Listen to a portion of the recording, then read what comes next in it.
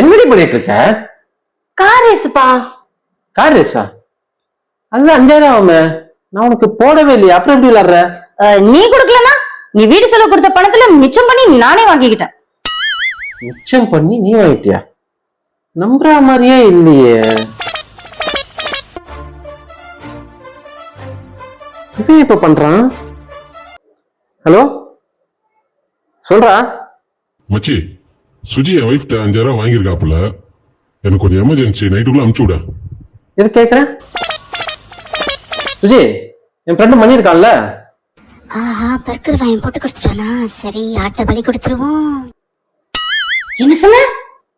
உன் ஃப்ரெண்டு மணியா? உன் ஃப்ரெண்ட்ஸ்னா எனக்கும் ஃப்ரெண்ட்ஸ் தானே. என்ன கார்த்தி பிரிச்சு பேசுற?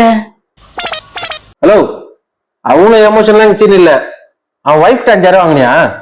ஆமா. சரி, அவனுக்கு டிரான்ஸ்பர் பண்ணியது எமர்ஜென்சி ஆண்டி. அதெல்லாம் பண்ண முடியாது.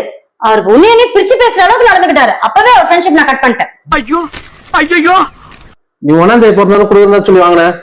இல்லையே, அவரே தான் 1ஆம் தேதி பிறந்ததோ கொடுத்துருங்கன்னு சொன்னாரு. சரி, ஏதோ உன் தேதி 20 ஆயிடுச்சுமா, அனுப்பிச்சு விட. கார்த்தி, அவரோட வார்த்தையில ஒரு சுத்தமே இல்ல, அவர்கிட்ட ஒரு நேர்மையே இல்ல. 1ஆம் தேதி பிறந்ததும் கொடுத்துருங்கன்னு அவரே தான் சொன்னாரு. ஆமா, நான் தான் ஜூலை 2 பிறந்திருக்கேனே, நான் தான் 1ஆம் தேதி பிறக்கலையே. அப்ப என்கிட்ட கேட்க கூடாதுன்னு பாத்துக்கோ. நேர்மையான ஒரு மனுஷன் கிட்ட ஃப்ரெண்ட்ஷிப் இருக்கணுமான்னு நீயே யோசிச்சுக்கோ. என்னங்கடா புருஷனை பொண்டாட்டி சேர்ந்து கல்லாட்டம் ஆடிக்கிட்டு இருக்கீங்க? டிங்கோ.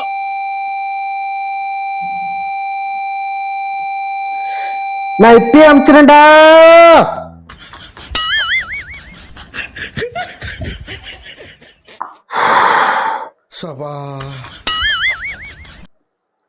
பாத்தியா கார்த்தி, சின்ன வயசுல இருந்து இருக்கிற நட்பு வெறும் 5000 ரூபாய்க்கோசரம் 5 நிமிஷத்துல எவ்வளவு கெட்ட வார்த்தை பேசுறாருன்னு.